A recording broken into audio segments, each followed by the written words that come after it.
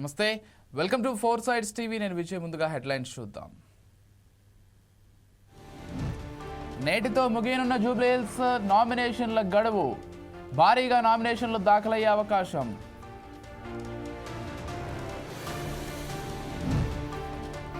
Cyber white నేరాలపై focus పెంచాలి. Police అమరవీరుల సంస్మరణ దినోత్సవంలో సీఎం. ఆక్వా ఉత్పత్తుల నాణ్యత పెంపుదలకు కలిసి పనిచేద్దాం. ఆస్ట్రేలియాలో సీ ఫుడ్ ఇండస్ట్రీ ప్రతినిధులతో మంత్రి లోకేష్.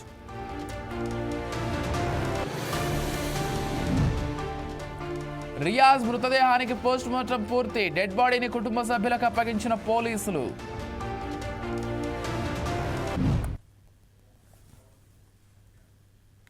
డీటెయిల్స్ చూస్తే, రాష్ట్రంలో అశాంతి సృష్టించడానికి రాజకీయ ముసుగులో కొత్త నేరాలు చేస్తున్నారని ఏపీ ముఖ్యమంత్రి చంద్రబాబు అన్నారు. మంగళగిరి ఏపీఎస్పీ బెటాలియన్లో జరిగిన పోలీసు అమరవీరుల దినోత్సవం కార్యక్రమంలో సీఎంతో పాటు హోంమంత్రి వంగలపూడి అనిత, డీజీపీ హరీష్ గుప్తా పాల్గొన్నారు. ఈ సందర్భంగా సీఎం ప్రసంగించారు. రాజకీయ కుట్రతో ఫేక్ ప్రచారాలు చేస్తున్నారని, కుల మత చిచ్చు పెడుతున్నారని మండిపడ్డారు. సోషల్ మీడియా పెద్ద ఛాలెంజ్గా మారిందన్నారు. వ్యక్తిగత హననానికి కొందరు పాల్పడుతున్నారని తెలిపారు. రాష్ట్ర పోలీసులకు పూర్తి స్వేచ్ఛ ఇచ్చామన్న సీఎం నేరస్తులు, సంఘ విద్రోహక శక్తుల పట్ల పోలీసులు అప్రమత్తంగా ఉండాలని సూచించారు. రాష్ట్రంలో శాంతి భద్రతల విషయంలో అస్సలు రాజీ పడొద్దని సీఎం చంద్రబాబు స్పష్టం చేశారు.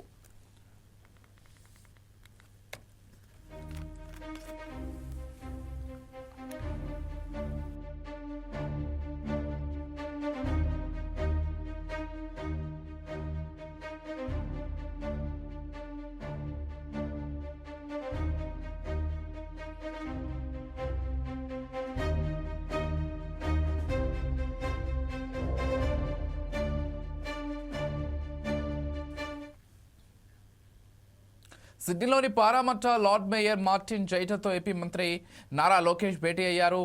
పారామట్టలో స్థానిక వ్యాపారాలను పెంచడం, పెట్టుబడులను ఆకర్షించి గ్లోబల్ సిటీగా మార్చడంలో జైటర్ కృషిని మంత్రి లోకేష్ ప్రశంసించారు. స్టార్టప్ స్ట్రీట్ ఆంధ్రప్రదేశ్లో ప్రధాన నగరాల అభివృద్ధికి సహకారం అందించాల్సిందిగా కోరారు. అనంతరం హ్యారిస్ పార్క్లో లిటిల్ ఇండియా పేరుతో ఏర్పాటు చేసిన రివర్ సైడ్ ఫుడ్ కోర్ట్ను సందర్శించారు.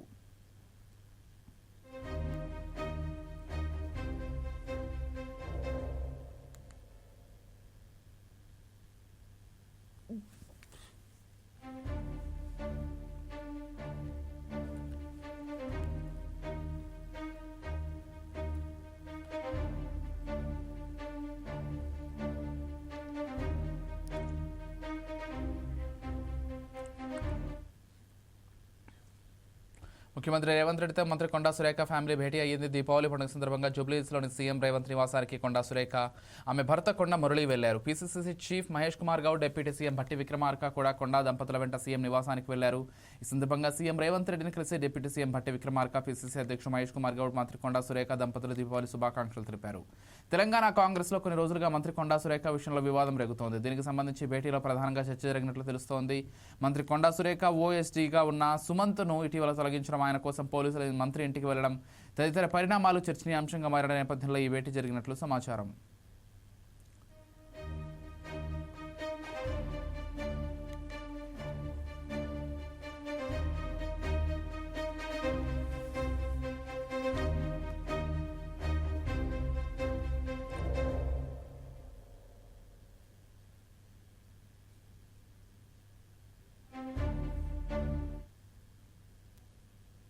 సీఎం రేవంత్ రెడ్డిపై మాజీ మంత్రి హరీష్ రావు తీవ్ర వ్యాఖ్యలు చేశారు. ప్రజలకు కంటికి రెప్పలా కాపాడాల్సిన ప్రభుత్వం కంటికి కునుకు లేకుండా చేస్తోందని ఆరోపించారు. బడా పారిశ్రామికవేత్తల కోసం పేదల బతుకులు కూలుస్తారని ప్రశ్నించారు.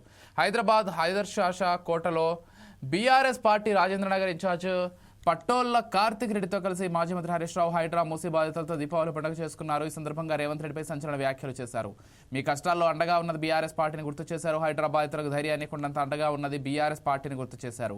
హైడ్రాకు పొంగులేటి ఇల్లు, రేవంత్ రెడ్డి తమ్ముడు ఇల్లు కనిపించలేదని ప్రశ్నించారు. రేవంత్ రెడ్డి చీఫ్ మినిస్టర్ కాదు, కటింగ్ మినిస్టర్ అని ఘాటుగా అన్నారు. పేదోళ్ళ బతుకులేమో మసి, ఇదే రేవంత్ కసి. ఎవరి కోసం చేస్తుంది ఆయన? ఇక్కడ ఉన్న వాళ్ళంతా సాలరైజ్డ్ ఎంప్లాయీస్.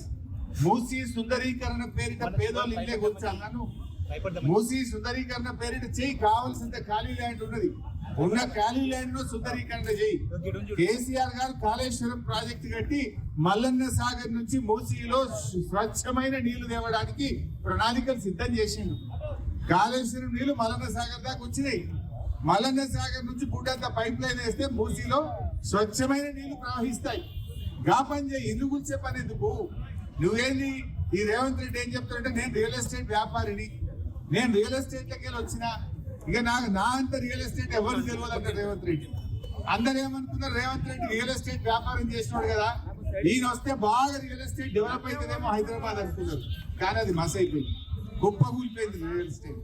అయ్యా నీ రియల్ ఎస్టేట్ పేదోళ్ళకు భారం కాకూడదు, నీ రియల్ ఎస్టేట్ తెలివితేటలు నీ రియల్ ఎస్టేట్ బిల్డర్లకు వ్యాపారులకు భారం కాకూడదు, పేదలకు అండగా ఉండాలి. నిజంగా మూసీ సుందరీకరణ అంటే పేదల ఇల్లు కూర్చడం కాదు, మూసీలో గోదావరి జలాలు ప్రవహింపజేయి.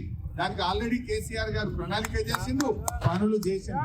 మేము ఎస్టీపీలు నిర్మించినాం, గోదావరి నీళ్లు తెచ్చే ప్రణాళికలు సిద్ధం చేసినాం, మల్లన్న సాగర్ కట్టి తయారు పెట్టినాం. మూసీలో స్వచ్ఛమైన గోదావరి జలాలు పాలించి ఆ మురికిని తొలగించే పని చేయగాని పేదల బతుకులు తొలగించే ప్రయత్నం చేయొద్దన్నదే మా యొక్క ఆలోచన. పేదోళ్ళ బతుకులేమో మసి. ఇదే షేర్లింగంపల్లిలోని సున్నం చెరువు వద్ద హైదరాబాదితుల కుటుంబాలకు అండగా నిలిచేందుకు BRS working president KTR Deepavali వేడుకను వారితో కలిసి జరుపుకున్నారు. నిరాశ్రయులైన పేదలకు ధైర్యం చెప్పే ఉద్దేశంతో మాజీ మంత్రులు, ఎమ్మెల్యేలు, ఎమ్మెల్సీలతో కలిసి ఆయన ప్రాంతాన్ని సందర్శించారు. ఈ సందర్భంగా నిరుపేదల కడుపు కొట్టింది కాంగ్రెస్ ప్రభుత్వమే మండిపడ్డారు కేటీఆర్. ఇప్పటి వరకు రేవంత్ సర్కార్ బాధితులకు ఏం సహాయం చేయలేదని విమర్శించారు. అందుకే నిలువ నీడ లేకుండా పోయిన నిరుపేదలతో కలిసి దీపావళి జరపాలని నిర్ణయించుకున్నానని తెలిపారు. తాము వచ్చి హైదరాబాద్లతో కలిసి దీపావళి జరుపుకుంటేనైనా కాంగ్రెస్ ప్రభుత్వానికి బుద్ధొస్తుందని కేటీఆర్ అన్నారు.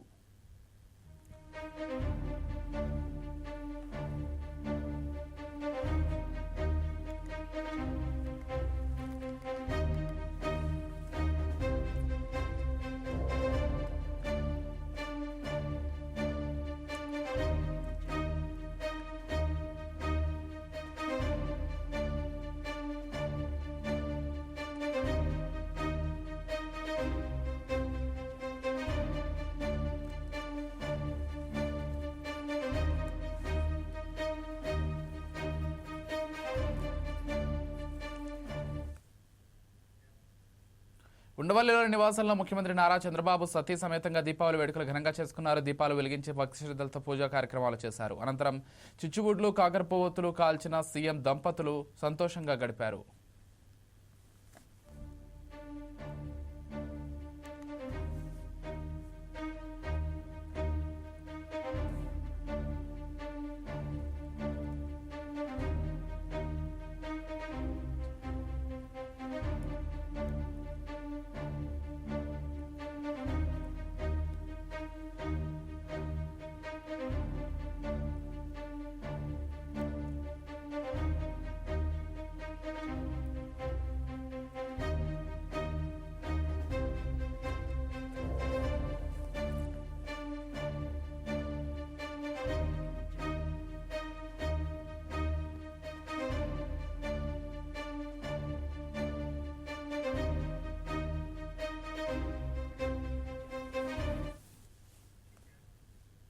ఏపీ మాజీ సీఎం వైసీపీ అధినేత వైఎస్ జగన్ దంపతులు దీపావళి వేడుకల్లో పాల్గొన్నారు. బెంగళూరులో తమ నివాసంలో జగన్, భారతి కలిసి బాణాసంచా కాల్చి వేడుకలు జరుపుకున్నారు.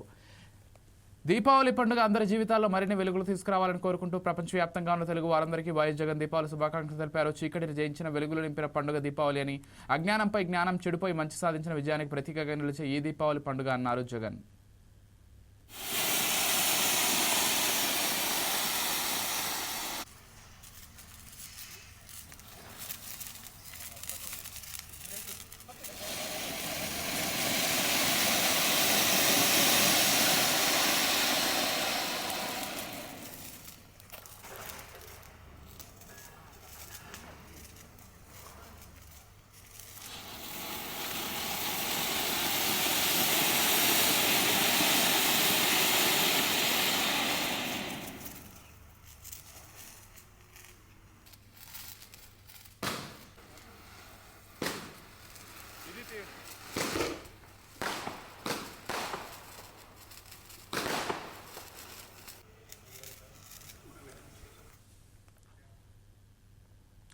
ఉండవల్లిలోని చిగురు చిల్డ్రన్స్ హోంలో పిల్లలతో కలిసి సీఎం చంద్రబాబు సతీమణి నారా భువనేశ్వరి దీపావళి వేడుకల్లో పాల్గొన్నారు. అక్కడ ఉన్న పిల్లలకు టపాసులు, స్వీట్లు పంచడమే కాకుండా వారితో కలిసి టపాసులు కాల్చారు.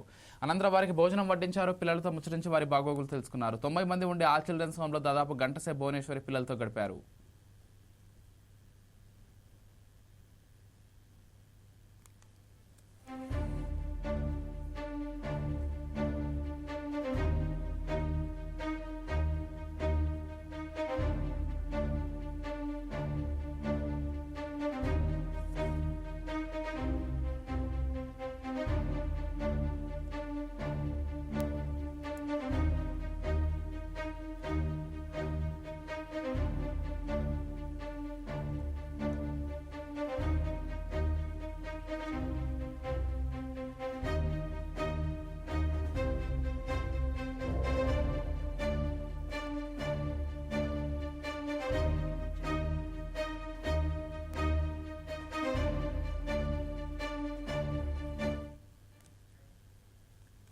శాంతియుత సమాజమే పోలీసుల లక్ష్యమని, విధి నిర్వహణలో పోలీసులు ప్రాణాలు అర్పించి అమరులైన ఆ త్యాగాలు వెలకట్టలేనివని నిర్మల్ జిల్లా ఎస్పీ జానకి షర్మిల అన్నారు. జిల్లా పోలీస్ ప్రధాన కార్యాలయంలో అమరవీరుల స్తూపం వద్ద విధి నిర్వహణలో అసువులు బాసిన పోలీసు అమరవీరులకు ఘన నివాళులు అర్పించారు. వారి త్యాగాలను గుర్తు చేసుకుంటూ ప్రభుత్వం క్రమం తప్పకుండా ప్రతి ఏటా అక్టోబర్ 21వ తేదీన పోలీసుల అమరవీరుల సంస్మరణ వేడుకలను నిర్వహిస్తోంది. డిఎస్పీ కరణ్ సింగ్ నేతృత్వంలో పంజాబ్కి చెందిన 21 మంది సభ్యుల బృందం సరిహద్దుల్లో విధులు నిర్వర్తిస్తుండగా చైనా రక్షణ బలగాలు సియాచిన్ భూభాగాన్ని ఆక్రమించుకోవడానికి ప్రయత్నించడంతో సిఆర్పిఏ దళం హాట్ స్ప్రింగ్స్ అంటే వేడినీటి బుగ్గ అని అర్థం. కానీ మన భారత జవాన్ల రక్తంతో తడిచిన హాట్ స్ప్రింగ్స్ నెత్తుటి బుగ్గగా మారి ఈనాడు పవిత్ర స్థలంగా రూపుదిద్దుకుంది. ప్రతి ఏడాది అన్ని రాష్ట్రాల పోలీసులతో కూడిన బృందం ఈ పవిత్ర స్థలాన్ని దర్శించి నివాళులు అర్పించడం ఒక ఆనవాయితీగా మారింది. పోలీసు అమరవీరుల సంస్మరణ దినోత్సవం సందర్భంగా పోలీసుల త్యాగాలు, విధి నిర్వహణలో అమరులైన పోలీసులని స్మరించుకోవడం, వారి బాధ్యత, నేర పరిశోధన, ప్రజల సంరక్షణలో పోలీసుల సేవలు అజరామరం. మన కళ్ళ ముందు డ్రెస్ కరుకుదనం వెనకాల ఉన్నది మనిషి కాబట్టి వారందరికీ గౌరవం, మర్యాద, విలువ ఇవ్వవలసిన అవసరం ఉంది. నిత్యం పోలీసులు చేస్తున్న పోరాటాలు, వీరోచిత సాహస చర్యలను మనం చూస్తూ ఉన్నాము. వీరందరూ తమ కుటుంబాన్ని, వ్యక్తిగత జీవితాలను త్యాగం చేసి దేశంలో కోట్ల మంది ప్రజల కోసం ఉద్యోగ నిర్వహణలో జీవితాలు అంకితం చేసిన వారందరికీ ఈరోజు నేను పాదాభివందనాలు తెలియజేసుకుంటూ ఉన్నాను. మంచిర్యాల జిల్లా కోటపల్లి మండలంలో విషాదం నెలకొంది. అల్గాం గ్రామ సమీపంలోని ప్రాణహిత నది వద్ద స్నానం కోసం వెళ్లిన యువకుడు గల్లంతయ్యారు. దీపావళి పండుగను పురస్కరించుకుని స్నానానికి నదికి వెళ్లిన దిగామా శ్రీశైలం అనూహ్యంగా నీటిలో గల్లంతయ్యాడు. విషయం తెలిసిన గ్రామస్తులు, కుటుంబ సభ్యులు శోకసంద్రంలో మునిగిపోయారు. సమాచారం అందుకున్న కోటపల్లి పోలీసులు తక్షణమే సంఘటన స్థలానికి చేరుకుని గజ ఈతగాల సాయంతో గాలింపు చర్యలు ప్రారంభించారు. పండుగ సందర్భంగా సంతోషంగా బయటకు వెళ్లిన యువకుడు తిరిగి రాకపోవడంతో గ్రామంలో విషాదశయాలు అలుముకున్నాయి.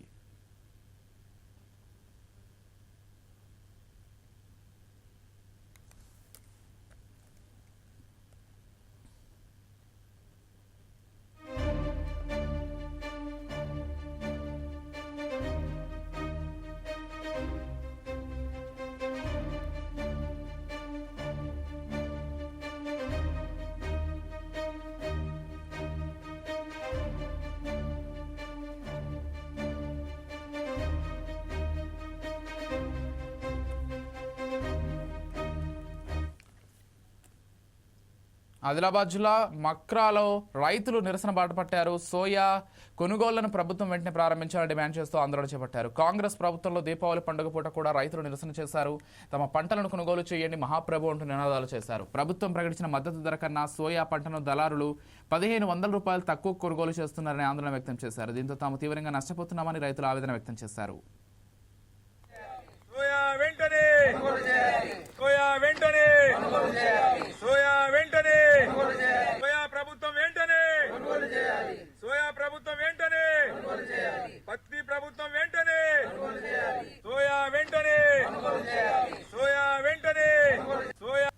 దాదాపు అధికారంలో వచ్చి రేవంత్ రెడ్డి ప్రభుత్వం 2 సంవత్సరాలు గడిచింది.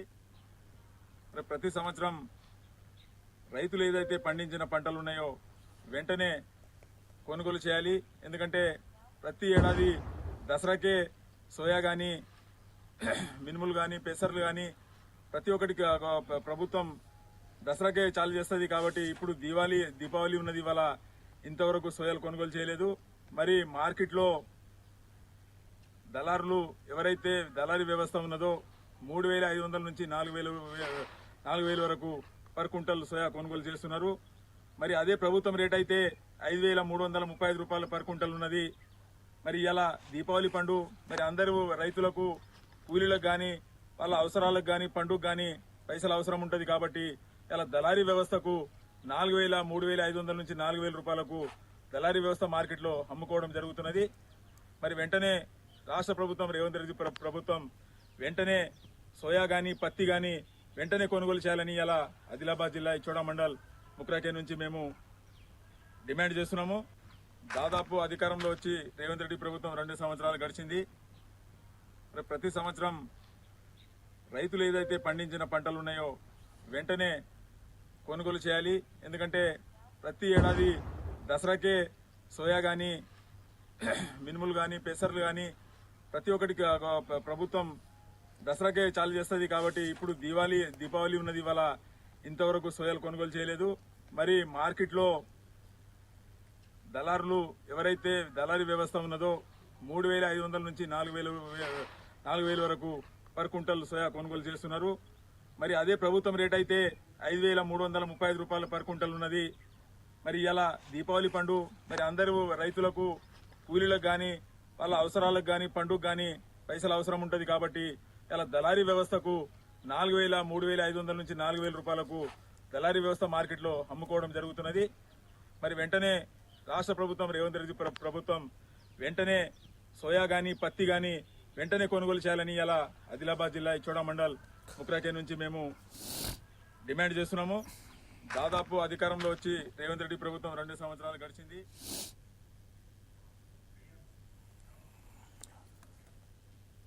గుంటూరులోని Mahatma Gandhi inner ring road phase 2 వద్ద వినూత్న రీతిలో దీపావళి సంబరాలు నిర్వహించారు. ఒక కారులో వెనుక షార్ట్స్ పేలుస్తూ వెళ్లారు. రోడ్డుపై ఇలా చేయడంతో స్థానికులు తీవ్ర అసహనం వ్యక్తం చేశారు.